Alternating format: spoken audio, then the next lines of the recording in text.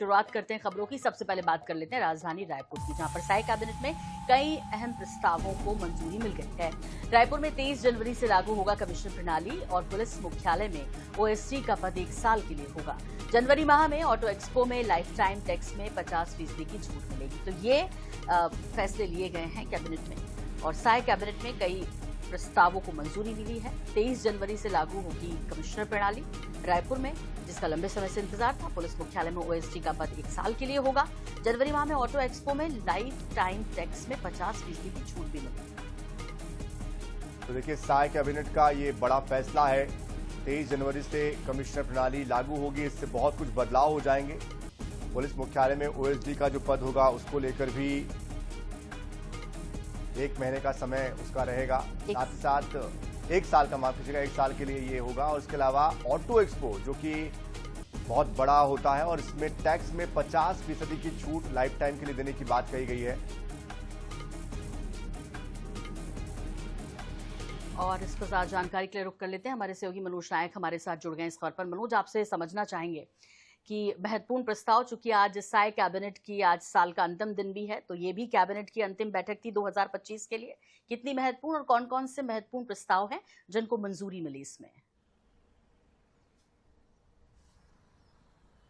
जी, निश्चित रूप से साय कैबिनेट की यह अंतिम बैठक थी 2025 के लिए और आज साय कैबिनेट में 10 महत्वपूर्ण प्रस्ताव आए, जिस पर साय कैबिनेट ने फैसला लिया और सभी प्रस्तावों को हरी झंडी दे दी है। जिसमें सबसे पहला प्रस्ताव बात करें, राजधानी रायपुर में कमिश्नरी प्रणाली लागू करने को लेकर 1 जनवरी से लागू करने की बात लगातार यह सामने आ रही थी, लेकिन आईएनएच ने पहले ही स्पष्ट कर दिया था कि 1 जनवरी से रायपुर में कमिश्नरी प्रणाली पाएगी। और इस पर जो है अब आ गया है 23 जनवरी, जो कि नेताजी जयंती हो, उस दिन से राज्य सरकार कमिश्नरी प्रणाली लागू करने का फैसला लिया है। क्योंकि कमिश्नरी प्रणाली लागू यदि होती है तो कहीं ना कहीं जो है राजधानी रायपुर में जो है आईपीएस स्तर के अधिकारियों की संख्या है, पुलिस को जो है कई अधिक प्रदर्शन की अनुमति, धारा 144 लागू करने की अनुमति, इसके अलावा जो है विभिन्न प्रकार के जो शस्त्र लाइसेंस की अनुमति होती है, इन तमाम प्रकार के जो अधिकार है वह पुलिस को मिल जाएंगे। और 23 जनवरी से कहीं ना कहीं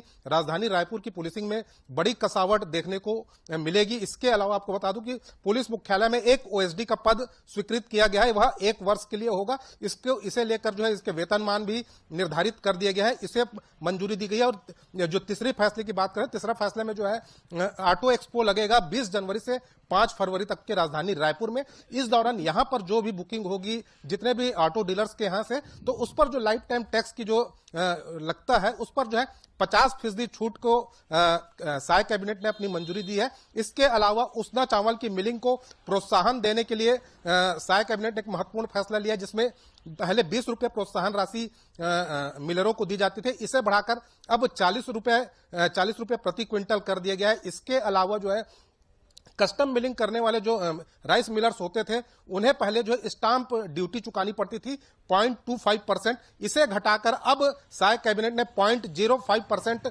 कर दिया है। और इसके अलावा जो अन्य कई महत्वपूर्ण फैसले भी जो है साय कैबिनेट ने लिए हैं, तो जो आने वाले दिनों में कहीं ना कहीं जो है राज्य के विकास में प्रगति के द्योतक बनेंगे। साथ ही साथ आपको बता दूं कि इसके अलावा जो तेंदुपत्ता की जो खरीदी होती है उसे 5500 रुपए प्रति मानक बोरा तय किया गया है। इसके अतिरिक्त जो है अन्य जो फैसले हैं वे भी कहीं ना कहीं जो है प्रदेशवासियों के हित के लिए साय कैबिनेट ने महत्वपूर्ण माने हैं। बिल्कुल मनोज, बहुत महत्वपूर्ण फैसले लिए गए हैं। आप बने रहिए हमारे साथ। आगे की जो खबर है, अगली जो खबर है, वो भी राजधानी रायपुर से चूंकि जुड़ी हुई है, उसका भी रुख कर लेते हैं। तो पहले ये बता दें आपको कि मनोज नायक हमारे साथ जुड़े थे, जो कि साय कैबिनेट की बैठक के महत्वपूर्ण जो फैसले हैं उसके बारे में जानकारी दे रहे थे। कई महत्वपूर्ण प्रस्तावों को मंजूर किया गया है।